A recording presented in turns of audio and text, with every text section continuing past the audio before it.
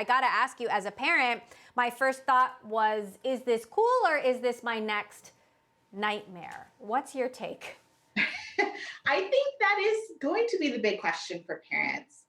This isn't, this is something that Facebook has done before. So it launched back in 2017, Facebook Messenger for Kids. And it got a lot of pushback from parents who were concerned about things like privacy and getting kids, on social media so early. And so I think Facebook's going to have a lot of questions to answer as it builds out this tool for Instagram. And this is for kids, I should say 13 and under.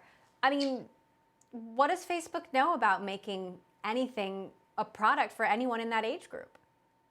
Yeah, I mean, we don't have a lot of details yet about what Facebook's doing for this Instagram tool. But if it looks anything like what Facebook did for Facebook Messenger for kids, it's likely going to come with a lot of parental controls. So, like in Facebook Messenger, parents have a whole dashboard where they can see who their kid is talking to, what sorts of videos and images they're sending to people, and even kind of control what time of day that their kids are allowed to use the app.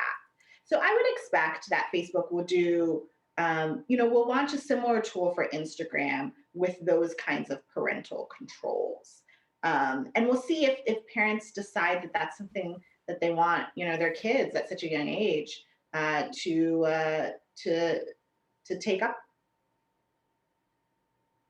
How does this help them potentially compete against some of the encroaching rivals like TikTok and Snap? I think that's what's key here. This is what Facebook's really trying to do is they're trying to target that generation that's coming up after Generation Z.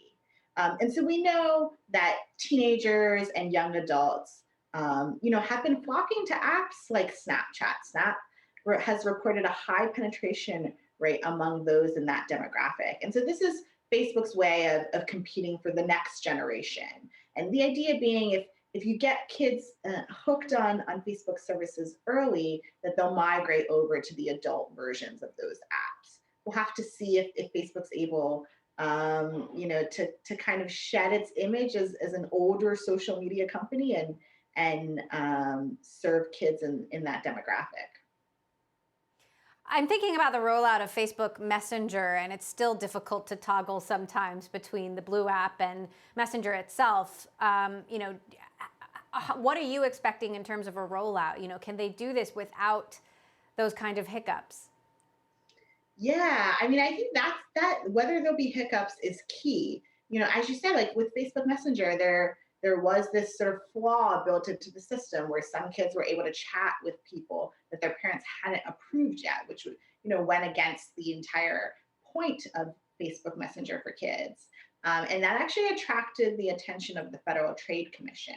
So this time around, Facebook's going to have to prove that it can not only build an app that's attractive to kids in that demographic, but that doesn't come with the kind of design flaws, that might make parents wary about letting their kids onto the platform, and passes the muster of regulators who are going to, be looking at whether they're enforcing their terms of services.